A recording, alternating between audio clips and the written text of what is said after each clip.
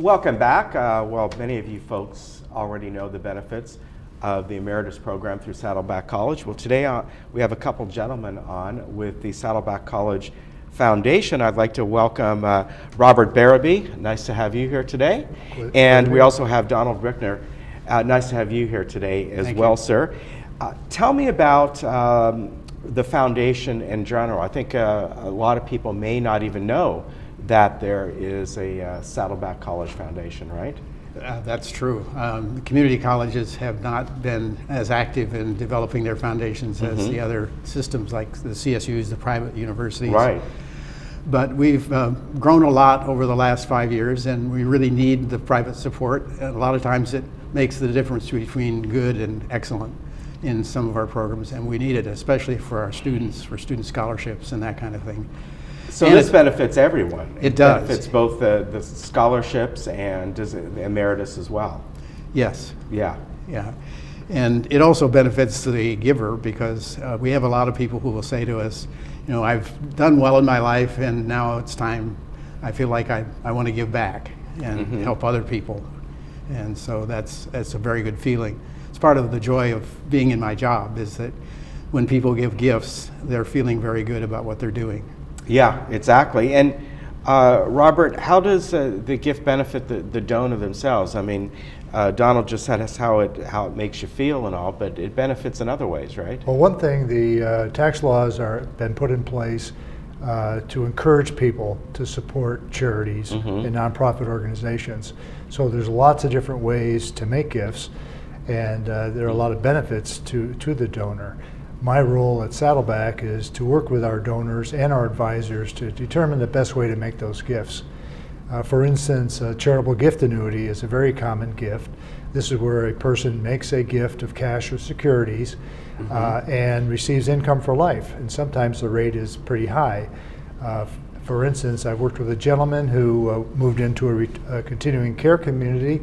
His expenses went up considerably. He had a lot of appreciated stocks, but they were paying 1 or 2%. So at his age, in his mid-80s, he was able to get an 8% return on the annuity, and at the same time he received a generous charitable income tax deduction equal to about half of the gift. And the income he received from the gift annuity, about half of it is tax-free. But probably, to me, the most important aspect of it is that he created a legacy for his organization, and he feels really good about helping students during his lifetime. He can see the benefit of his gifts. Yeah, and I can definitely see the benefits to both parts. As far as the foundation goes and where the money goes to, you mentioned scholarship for students, and we know how important that is for sure. Yeah, that's tremendously important. One of our areas of scholarship is for nursing. We have an excellent program. But it also goes back to the Emeritus program. Last Friday, we had the first Emeritus Dorothy Marie Lowry Great Speaker Series. And because of the gift by Dorothy Marie Lowry some years ago, they're able to bring in speakers of a very high caliber to that series. And it's 16 different speakers over 16 weeks of the semester. That's nice. So the foundation benefits all aspects here. Yes. Scholarship, bringing in speakers, and also other programs as well, right? Right. We had when we built our health sciences building, because of a quirk in the state allocations, there wasn't money to equip the building. So we did a capital campaign to provide the equipment for the building. So it depends on the need, and it changes from time to time. But scholarships are at the heart of it because that makes such a difference in students' lives. Yeah, it does. Robert, as far as folks that want to give, you mentioned there's an annuity program. Do you have things throughout the year that people can get involved with, fundraising events and things like that? We do indeed. We have a gala every year. More importantly for people, we have a website, and the Saddleback College Foundation website has a section called Plan Giving, where people can go in and read about all the different types of gifts they can make. In addition, Don and I can meet individually with them and their advisors and take a look at what their assets are and what might make the best use of those assets in order to create a legacy and also provide for their financial needs. Okay. We often say that when you want to give to a charitable organization, one of the best things you can do is give locally, and not only give to something that you see the results. Well, we see the results here with the Emeritus program, right? Yes. And because we are auxiliary to the college, some charities, you'll hear that they spend 10, 20% of the funds that you give on administration. Mm-hmm. Yes. We spend 5% on administration, and so that's a very low low that's cost. very low. So 95 cents on every dollar goes directly to the purpose for which the person is giving the gift. Yeah, that's amazing. Yeah. It's a nice benefit. Yeah, it really is. As far as Robert, the support that is needed, people might say, well, wait a second, we're paying our taxes. Isn't this community college? Isn't the support coming from the state? And in turn, part of the tuition and fees that the students pay.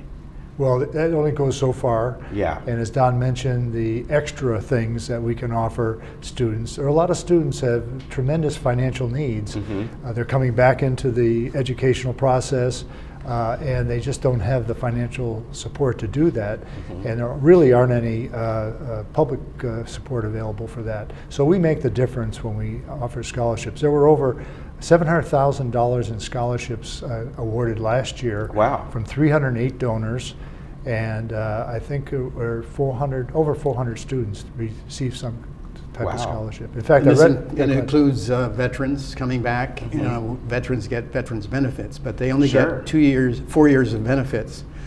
And many of them, because they aren't performing at college level when Yeah. they come out of service, have to spend maybe a year and a half getting up to college level work, which means it's going to take them maybe 5 years or 6 years to get through.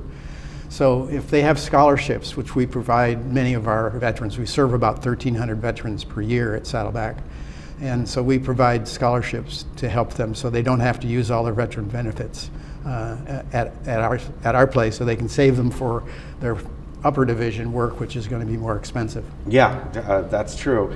I think it's great that this is an organization that, again, people can give to. They know where the money is going to go. They know how it's going to benefit, and the administrative costs are so low. And our that's the students key. come right back into the community. They do. Or they were here all along. Yeah, that's a good point. Yeah, they probably were here all along, and the benefits of community college. We're hearing this a lot right now with the political process going on, but the benefits to community college from community college is absolutely tremendous, and I think sometimes it's overlooked, and particularly when it comes to what used to be called the trades, that people are sometimes the kids getting out of college, they're overlooking, and yet there's tremendous amount of growth in those areas. Right. Because less and less people are going that way, and going to a community college and taking a couple years, whether it's you might get into nursing that way, but the tech Right, we have some benefits as well. 80 Yeah. programs that provide certificates in various areas like Yeah. you're talking about. And some of them only take a year, some take 18 months, maybe 2 years, and then you're ready to go out and get a job. So Yeah, that's one of just the, it, yeah. One of the things we know is that about 70% of all the new jobs that are being created require more than a high school education, but less than a 4-year degree. So they can come to the community college. It's much cheaper than going to the private school or UC or something like that, and then they can go right to work after a couple of years. Yeah, and flexible schedules, so they can work sometimes while they're going to the community college, Yes. and possibly even if the parents allow them, stay at home for a little longer. But That helps. that does help in the long run. They don't leave college with those big debts. And again, the way that the Emeritus program works here, that continuing knowledge base that so many folks take advantage of here, is tremendous in itself. Even a student living at home, though, it costs about $13,000 a year, the state of California estimates, for a community college student living at home. Wow. Just for food, their transportation, the cost of college. And so we did a calculation that even to support scholarships for all of our high school students that are entering from the local high schools, which is about $2,000 per semester, it would cost us about $1.2 million in scholarships. Wow. So, Yeah. and that's just some help, Yeah. not the full ride. Yeah, that's So, amazing. Well, again, a great program. And Robert, if people want to help, can they go to the main Saddleback website, and then from there, are there links there? They go to the main site and then go to the Okay. foundation link. Okay. It's actually, we have a new website. Okay. So you go to the website, you go to community, and then under community giving is one of the tabs. Okay. Very good. Gentlemen, it's Thanks. great to have you on Thanks and for having learn us. about Great to this. talk with you. I myself didn't know there was a foundation for the college, so Very good. that is good. We get the word out. All right. Great to meet you, and we'll be right back. Thank you very much.